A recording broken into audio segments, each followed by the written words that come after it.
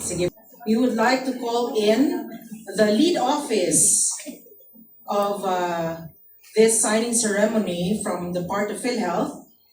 We have Dr. Joseph Lechica, Vice President of the Member Management Group, for his welcome remarks and to set the tone of today's event. Following Dr. Lechica will be Attorney Ms. Rosalinda Bautista, the Deputy National Statistician of the Philippine Statistics Authority, representing PSA, to highlight the significance of this collaboration.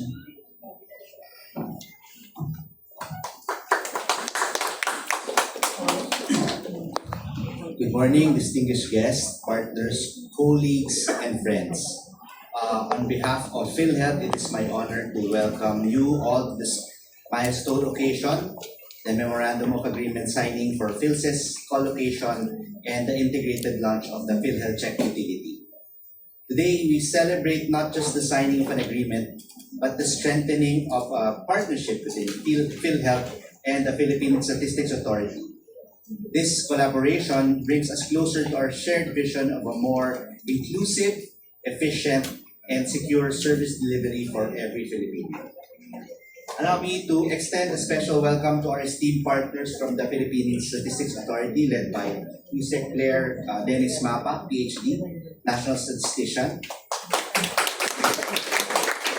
and Civil Registrar General and Ms. Rosalinda P. Bautista, Deputy National Statistician. Your presence today underscores the importance of this partnership and the shared commitment of our agencies to serve the Filipino people better.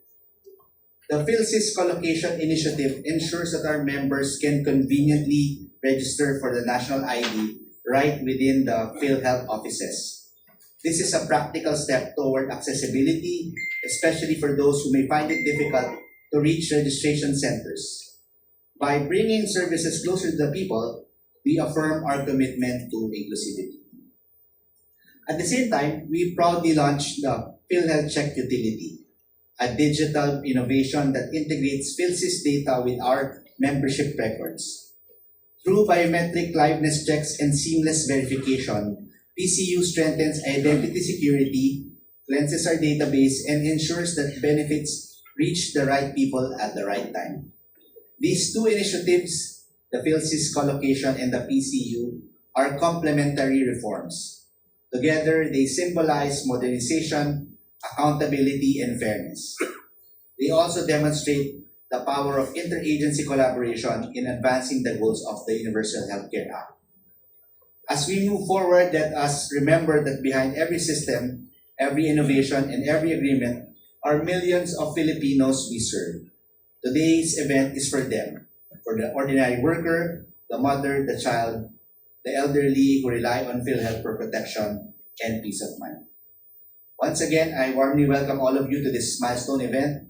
Thank you for your presence, your support, and Rosalinda Bautista for her welcome message as well.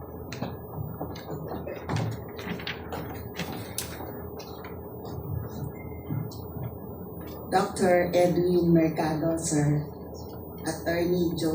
Dr. Joseph Lechica, and the rest of the officials and staff of the PhilHealth, thank you for your warm welcome and for bringing us together today.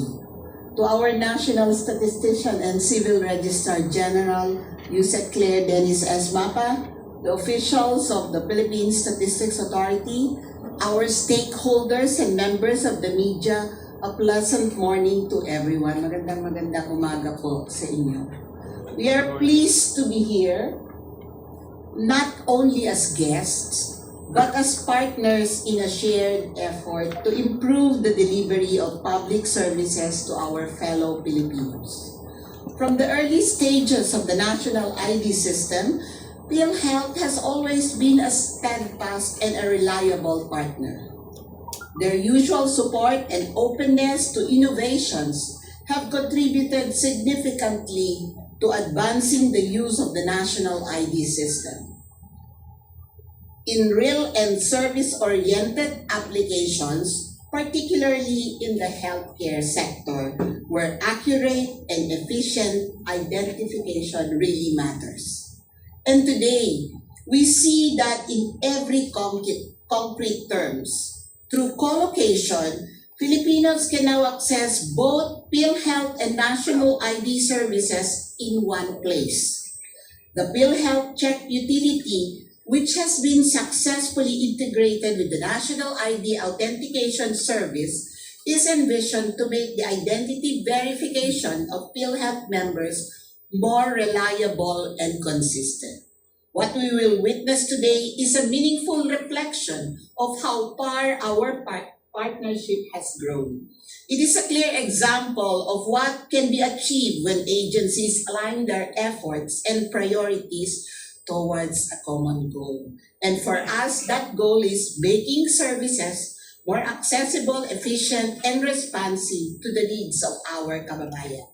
As we go through the program, we are excited to continue building on this collaboration and to see how these initiatives will make a real difference in the ground. On behalf of the Philippine Statistics Authority, thank you again to PhilHealth for your continued partnership and for hosting us today. Maraming salamat po at magandang umaga sa ating lahat.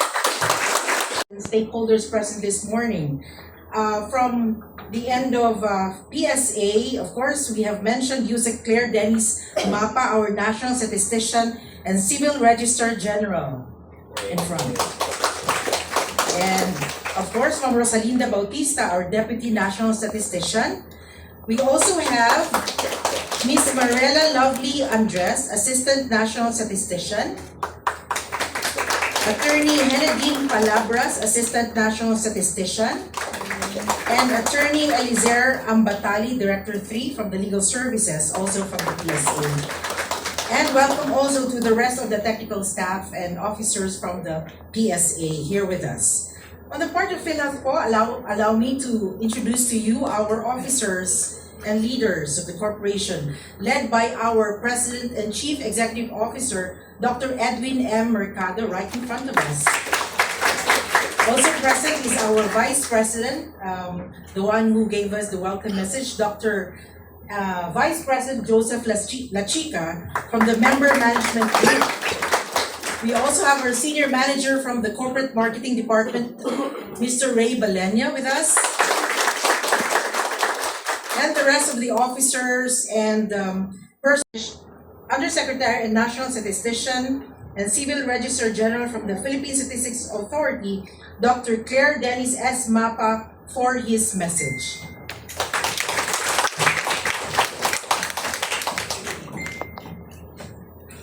Magandang umaga sa ating lahat. The Philippine Statistics Authority is very happy to be here with our colleagues from the PhilHealth for this very important activity. To Dr. Edwin Mercado, the President and Chief Executive Officer of the PhilHealth Insurance Corporation, to the Vice President, Dr. Joseph Lachica of PhilHealth, of course, the hardworking staff of the PhilHealth and the Philippine Statistics Authority, our Deputy National Statistician in charge of the National ID System, our friends from the media, distinguished guests, ladies and gentlemen, again, good morning.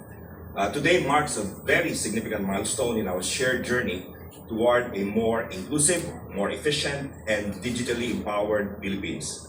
The Philippine Statistics Authority is proud to stand with the PhilHealth as we solidify our partnership through this Memorandum of Agreement on the National ID co-location and witness the launch of the PhilHealth Check utility, or the PCU.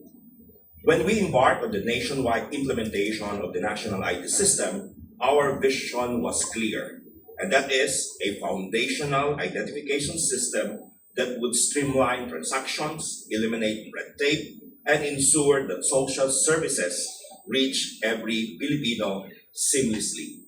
We are very proud here at the Philippine Statistics Authority on the progress that we made towards that goal. As of end January 2026, a total of 91 million Filipinos have already registered and provided unique national ID numbers, meaning we have already authenticated 91 million and they are verified as unique individual, representing a massive scale of unique registrations under the national ID system. Coupled with this, 90 million of these individuals have already digital national ID that they can access and utilize via the eGov app application. In terms of utilization, of course, the national ID is important only when it is utilized. I am happy to report that as of the end of March, we have already authenticated, or we have authentication transaction reaching 94.7 million. Ibig sabihin, yung mga registrants natin sa national ID ay gumamit na ng authentication services katulad ng PhilHealth natin at iba pang mga serbisyo. 94.7 million na ang mga transaksyon. Ang karamihan dito, 64 million ay under government transactions. PhilHealth is one of them. 17.2 million transactions are under the financial category. Yung mga nag-access ng mga financial accounts like bank accounts and the like. At mga 13.4 million ay nasa private sector. So ibig sabihin, marami na ang gumagamit ng authentication services ng ating national ID system. Very important ito because we are utilizing the biometric authentication services, and it will guarantee that the person doing the transaction is really the individual that he or she is claiming to be. This progress not only demonstrates the scale and the reliability of our identity infrastructure, it also lays a strong foundation for seamless integrations like the one that we are celebrating today. The integration of the PhilHealth system to the national ID system. This partnership with PhilHealth perfectly builds upon our current momentum. Through the PhilHealth and the PSA co-location agreement, we are bringing our services directly to where they are needed most. Ang agreement natin ay magkakaroon tayo ng mga co-location na kumulang sa 200 sites, regional and different provincial and area sites, no? PhilHealth and the Philippine Statistics Authority. By embedding PhilHealth registration and authentication with PhilHealth services, we are not simply sharing physical space. We are converging our efforts to provide a true one-stop shop experience for our citizens. Citizens can now register for the national ID or update their information while securing healthcare access, streamlining two essential tasks into one convenient process. Furthermore, the launch of the PhilHealth Check utility today exemplifies the transformative power of the national ID system.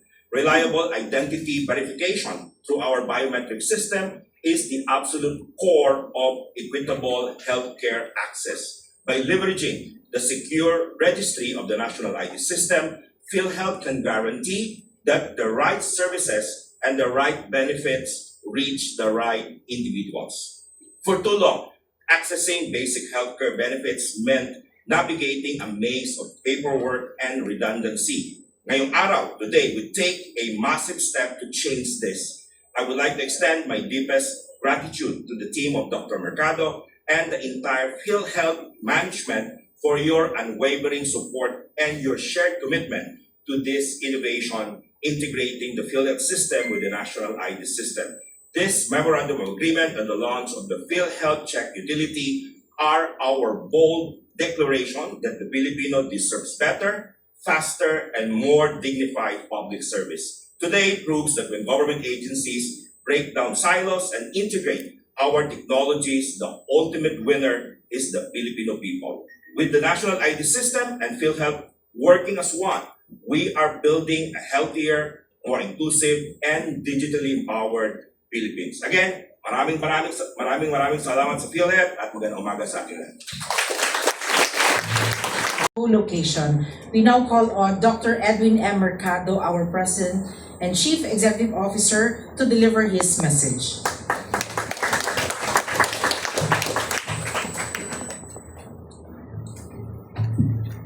Our national statistician and civil rights, bawat Pilipino, private man or public, employed man or unemployed, from the youngest to the oldest. Ang ating hangarin na maipatupad dito might bring operational complications. Ngunit kinakailangan nating tiyakin na tunay na nakakarating ang ating mga benepisyo sa dapat na makatanggap.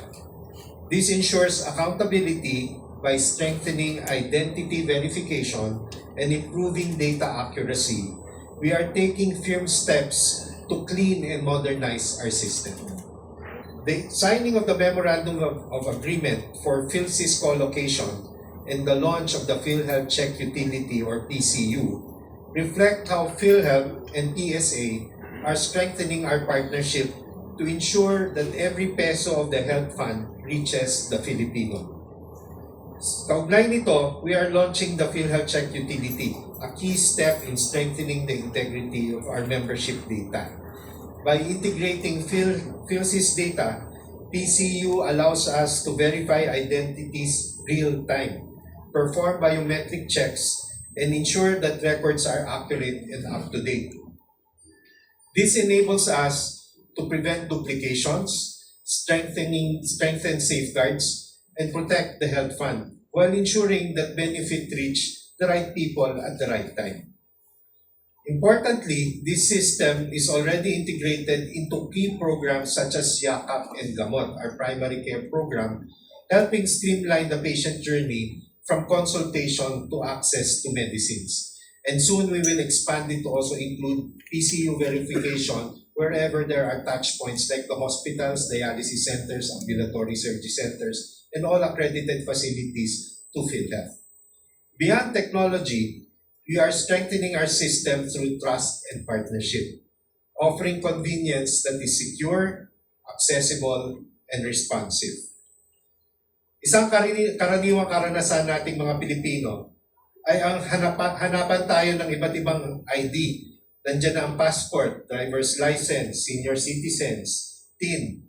Marahil ilan dito na iniwan pa nyo dun sa aming security sa baba kaya hindi ka nakaregister dito sa PSA. So napakahirap talaga. Hindi ba nakapagtataka na para kumuha ng isang valid ID ay kailangan ding magpakita ng isang valid ID? So parang redundant, ano? Sinasagot ng PhilHealth ng Philippine Identification System or PhilSys ang common dilemma na ito. Ang ating PhilSys ay dinisenyo upang padaliin ang identification system. Ibig sabihin, mas madali na para sa ating mga kababayan na magparehistro para sa national ID habang inaasikaso ang kanilang PhilHealth concerns. So habang nandun mismo sa point of care. Nais natin na tulungan ng PhilSys na maabot ang bawat Pilipino. These initiatives demonstrate the power of the interagency collaboration in advancing the goals of universal healthcare. And mere universality means kami yung pinakamalaki yung kailangan na database kasi lahat ng Pilipino automatically miyembro. So we have more database than the SSS, the GSIS, and all other government agencies. So talagang ang PSA at kami ang unang magkaroon ng partnership. Together with PSA, we are strengthening the foundation of a system that is more accountable, transparent, and responsive to the needs of our people. Meron ding dynamic social registry na ginagamit ang DSWD. At yun din ay mag-integrate kami kasi doon din namin makikita sino ba yung mga eligible doon sa mga solo parents, sa mga PWD, doon sa mga indirect members na hindi dapat magbigay or magbayad ng premium. So yun ay isang mga kaakibat pang mga activities na gagawin namin bukod dito sa PhilHealth Check Utility. Ang mga ito ay ating hakbang upang siguruhin na ang bawat pisong dumadaan sa PhilHealth ay nailalaan sa mga Pilipinong tunay na nangangailangan ng serbisyong pangkalusugan. We extend our sincerest gratitude to the Philippine Statistics Authority for this commitment and sa mamamayang Pilipino na patuloy na paghahangad na maayos at wastong serbisyo.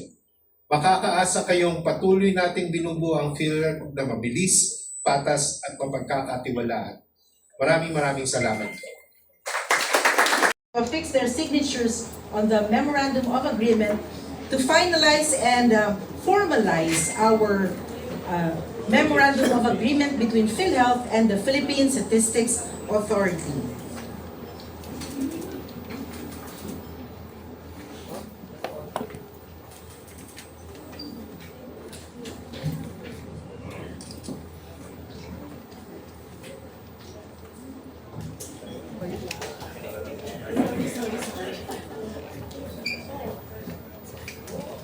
Yes, let's do our photo opportunity.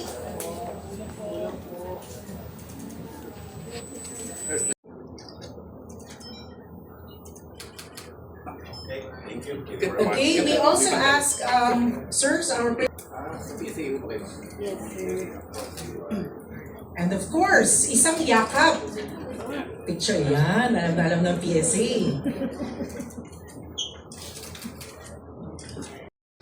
Of course, sa ating mga friends from the press, we ask you to please introduce yourselves and use a microphone. Yeah, we will be assisted by our peers. Yeah, we start with Ma'am Hilda. Good morning. Good morning, I'm Hilda Ong from DWPL in Remate. At actually, maganda nga itong MOA signing. Dahil ang unang tanong ko po, bakit ayaw tanggapin ng mga bangko o mga telecom pagka national ID ang ipipresent? The reason na sinasabi nila, walang signature doon sa national ID. Okay, tama po yun, yung maganda yung tanong. Pero ito po ay ito yung observation natin noon pa. The Bangko Sentral ng Pilipinas and the different government agencies have already issued several memorandum for the banks and financial institutions in particular that they have to accept the different forms of the national ID, whether this is digital, this is the physical, or the e-bill ID. Ang ating pong Philippine Statistics Authority nagtatrack ng mga different entities na hindi tumatanggap. We are doing this on a weekly and monthly basis. At nung una po talaga, siguro mga 3 years ago, talagang mataas. But right now, the number is very small.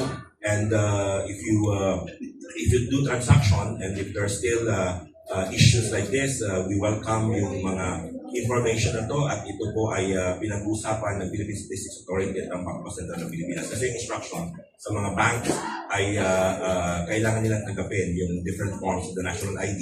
And I'd like to just add, yung sinasabi ko kanina, in fact, a lot of banks already and financial institutions are already utilizing the authentication services similar to what the PhilHealth is doing. No? Kasi mas importante yun na mabe-verify ka based on your information, based on your biometric information. As I mentioned kanina sa aking mensahe na mga 17 million na different transactions sa mga financial institutions ang na-record namin sa PSA using the biometric information. Maraming salamat. At may follow-up question. Isa sa may kasambahay, nais po niya pumasok sa e-Gov. Pero the problem is, kinakailangan meron siyang national ID, which is doon po siya nagpagawa sa Zamboanga. Pero up to now, wala po siyang PhilSys ID, kaya hindi rin siya makapasok sa e-Gov. Kumbaga hindi siya makapagsimula. Yung ating, kung na-enroll na siya sa national ID, ay parang yung dito, hindi naman kasi kailangan ng e-Gov app yung ID mo, ano? Yung kailangan lang yung information and then the facial authentication, similar to what the PhilHealth, the PCU is doing kanina. But if there is a problem with your kasambahay, nandito po yung ating mga technical team na pwedeng tumulong. Pero yung ating requirement ay hindi talaga yung hindi humingi ang e-Gov app ng ID niya. Yung information, yung name, saka yung birthday, and then magkakaroon siya ng liveness check. So yun po yung kailangan para makapasok siya sa e-Gov app. Thank you. Thank you po. Thank you, Dr. Hilda.